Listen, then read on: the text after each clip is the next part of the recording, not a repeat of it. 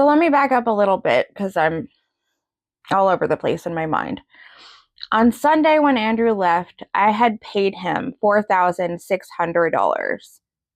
For one, it's not good practice to send someone all of the money up front in these situations. I don't really know this guy.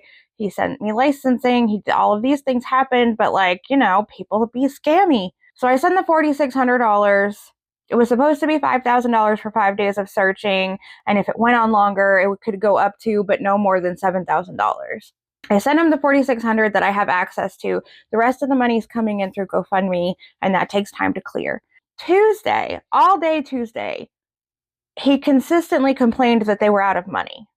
And I just kept thinking, how are you out of money? $4,600 in 2 days. Where did it go? But I don't say anything. I let things slide.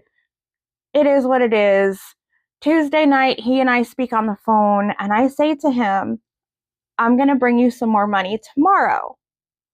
Wednesday morning rolls around. I have actual people coming in to help join the search. Law enforcement gets upset with him, and he takes off. Kirsten got here Wednesday night. The person I had sent out to pick her up from the airport had blown a tire, so Kirsten had to Uber in. She paid for her own Uber and would not let me pay her back. On Thursday, Kirsten and I get back at it. She wants to go to all these places where we think Layla may have been, feel the energies, do her thing, right? At this point, Stephen Crabtree has also come to town, and he did a lot of imaging on the water that we had originally wanted to drag, but we never ended up with a drag net because we were lied to about being able to have access to one. Thursday, during the day, all kinds of crazy stuff happened Thursday, and there's some stuff that I can't mention because it is kind of sensitive to the case. But one of the things was, Crabtree goes out to do a drone scan of a property, and the drone drops out of the sky and gets completely busted. Still blowing my mind. At some point, Andra, Bullhorn Betty, called me to check on me, and I was just hysterical ball of nerves and mess in the midst of all of this. People don't seem to realize that searching for your baby girl's bones, it's not fun. It's emotional wreckage, okay, that you have to sift throughout the process. And I cried to her, and I said, Andra, I need you. I don't know why, I just really need you here. I was surrounded by a lot of new people. I just needed somebody that I knew I could trust and lean on to be here and kind of hold my hand. So she eventually showed up too. And we all did a bunch of throwing our pieces together in the middle and seeing what we could make fit. And at this point, law enforcement had made contact with me and had verified some things that I was uncertain about because they were kind of forced to verify them because this Andrew with the dog guy meddled and poked some things. On Saturday, I enlisted my son Robbie to drive us to the airport to drop Kirsten off. And while we were on our way there, a whole bunch of information on Andrew with the dogs came through that made us question whether or not this man was licensed and the dog was licensed and all the things. And when we dug deeper, we found out that no, he is not who he says he is.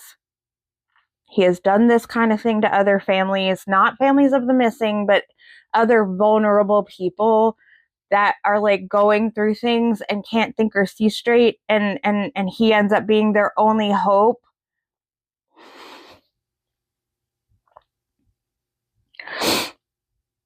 You know what the worst part is? This guy's really smart. He put a lot of puzzle pieces together and stripped away a lot of bullshit in 2 days' time. He would make an amazing PI. Honest to God. And instead he uses that intelligence to cause harm and wreak havoc and chaos. I'll never understand. There is some good that came out of this situation. We stirred a bunch of shit, and I think law enforcement understands that I'm getting tired of waiting. And as much as I respect them and appreciate their efforts, They understand that I am going to keep pushing this. The other thing that happened is we got Stephen Crabtree involved, and he's not going to stop. He's coming back. Layla's case is being talked about again. I mean, it's for a terrible, horrible reason, but people are talking about her again, which is amazing because I was starting to feel like people were starting to forget about her. Oh, and I don't want to leave out that Andrew did send me $528 back on Friday morning, a couple hours before he proceeded to try and slander me on the internet and spread lies about me in an effort to discredit me. On Friday, before I knew that he was not a licensed cadaver dog handler, I did reach out to him. I said, "Would you please stop lying on me? I don't I don't understand why you're doing this. I've not said one bad thing about you. Like, I've had to explain to the public your excuses for why you left early. Like, I'm not bad mouthing you. I'm not telling the truth about my terrible experience with you. Why are you lying on me?" Didn't realize that he was lying on me because he wanted to discredit me right from the jump, so that when I came forward and told you all he was not who he said he was, you wouldn't believe it, because that's how, apparently, his MO. That's how he gets away with these things. He destroys people's reputations. He's been doing it for over a decade. And I'm sorry, y'all. First of all, I have to be honest about what happened. Secondly, I can't let it happen to someone else. No, that's just not who I am. In conclusion, I am so sorry.